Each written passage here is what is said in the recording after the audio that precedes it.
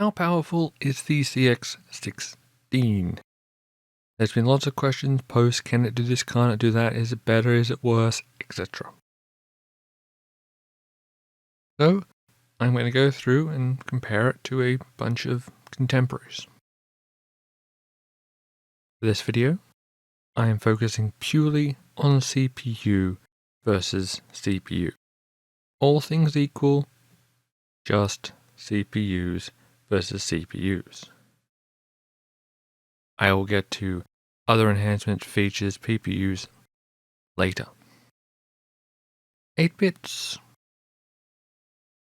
The 65C02 is 14 clocks. The 65816, I mean, it has fringe benefits, but ultimately it's no better. The 68000, on the other hand, what a slouch. 20 clocks. Ooh. It's a bit slow, but, 8 bits. 5CO2, cuts it. 16 bits. Well, the 65CO2 is starting to bloat a bit. And that's a lot of code.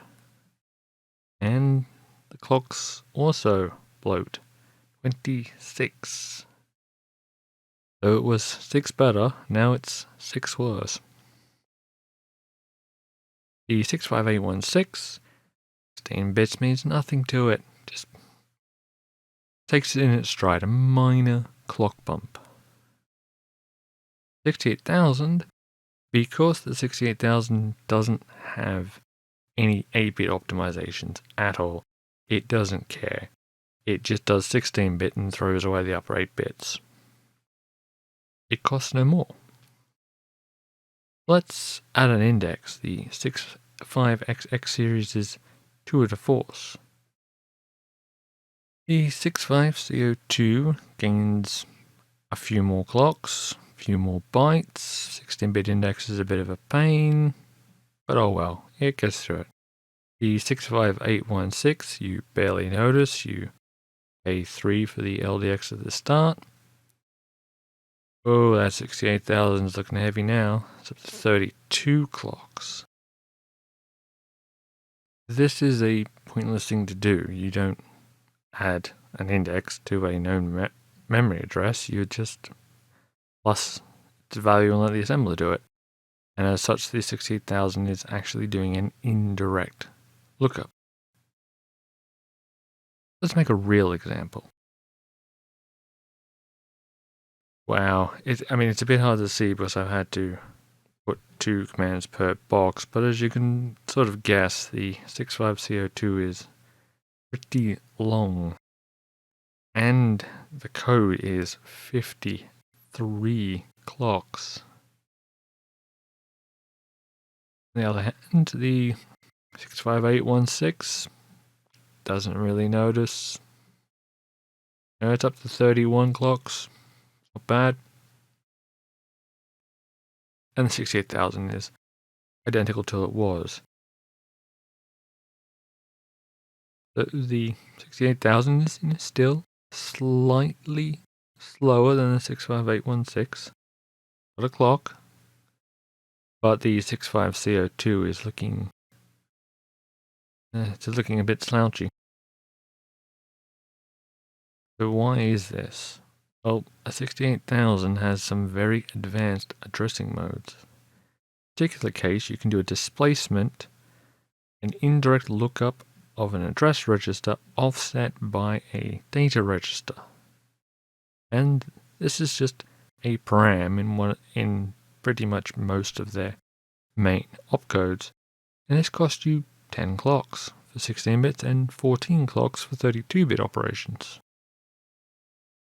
On the 65CO2, on the other hand, you have to write all of that code. 68,000 only costs you 2 bytes or so. And it costs you 38 clocks. 32 bits? Don't even bother. Speaking of 32 bits, the 65CO2 version, again, as you can see, kind of long, 50 clocks. 32-bit is to the 65816 and 16-bit is to the 65602. It's a little bit more verbose, takes a few more clocks. 32 is not bad. And the 68,000 where we changed the W for an owl and, well, we're up to a whole 24 clocks. That slide is obviously completely wrong, and I mean 32 clocks. So it's actually as bad as the 65816. X86. Yeah, X86 is a nightmare. I tried to make these examples. I looked it up. I tried to follow the things, and it's just caveat city. So, general advantage, this is a 16-bit operation. And we're moving where value is to memory and from memory. So we're adding a memory location to another memory location, and that memory location is conveniently located within the first 64K. So it's not a, not a base offset or a stack offset or a extended segment or a DI or an SI, just straight memory. It is 17 clocks each on the 8088. It may be slightly faster on the 8086. I would expect it would be. A few clocks here and there, because it doesn't have to do the double buffering mutexes, but ultimately you're looking at 36 clocks. On an 80286, in real mode, where all the data is word aligned, it's in the cache, the prefetch buffer, you're looking at 3 and 7 clocks, i.e. sane, sensible values one would reasonably expect it to take. For 10 clocks, which incidentally is twice as fast as the 68,000 in all those caveat cases. As soon as you start getting out of being in the prefetch buffer and you start having to be relative, the numbers start to climb again. Other considerations? The 65602 has a 64K address space. Its code density, as you've probably been noticing, is rather poor. The stack size is 8-bit, and high-level languages don't bother. The 65816 has a 16 MB address space. Tidies up the code density a bit, but there's quite a few hoops and boilerplate and state context saves, which I'll get to in a moment, which kind of bloats it out a little bit more. You have a 16-bit stack. It has stack relative operations, so it helps with high-level languages, but still not great. The 68000 has a 4 GB address space. Its code density is quite high, although it does have padding issues. 32-bit stack, and high-level languages kind of love the 68000. 16 registers, 100% flat, not fully, but very autonomic instruction set. 286 has a 16 MB address space, an average code density, 16-bit stack, and again, high-level languages have no problem with it, although it is a little register constrained. Broad conclusions. The 65602, if you are doing 8 bits and only 8 bits and everything fits in 8-bit, it is a little rocket. It's light, it is nimble, it chews through data and code rapidly. When you get to 16 bits, it starts to get bogged down, it really starts to struggle. 32 bits is just hemorrhages clocks and data everywhere. It just bloats. It just chews up memory, it chews up clocks. You are getting into switching, you have to, you start using lots of zero page. It really it just falls to pieces. Going beyond 64K is pain. It slows you down even more because you have to have banking. And the banking will be limited, it'll be cumbersome. The CPU has no concept it's happening, so you have to start making trampolines. You have to sit there and say, is it safe for interrupts to occur? How do I protect and store this state? Do you have to start pushing it onto the stack so you can pull back and unwind? What happens if one thing from one bank wants to call something from another bank, which then calls something from another bank, etc. These start to become problems. They start the snowball. Not great. D65816. 8-bit, it is the 65C02++. You get all the extra benefits. Move the stack page, the direct page. You can move the stack page because it's 16 bits. You can just pull across the 16 megabytes with a long instruction. Takes care of those little annoyances. 16-bit, it's a small overhead, stays nimble, stays fast. 32 bits, it's basically a 16-bit was in the 65C02. It adds some overhead, it bloats a bit, it's not all that bad. 64K plus problems mostly go away. It's not 100% free range, you are locked into 64K banks, and when you want to get out of that 64K bank, you have to pay the toll.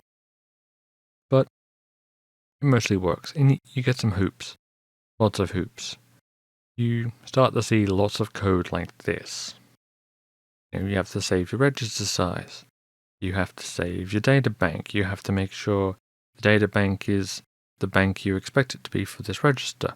Where is my direct page? You have to make sure the direct page is pointing to where you think it is, so your zero page or direct page operations actually hit the memory locations you think they do.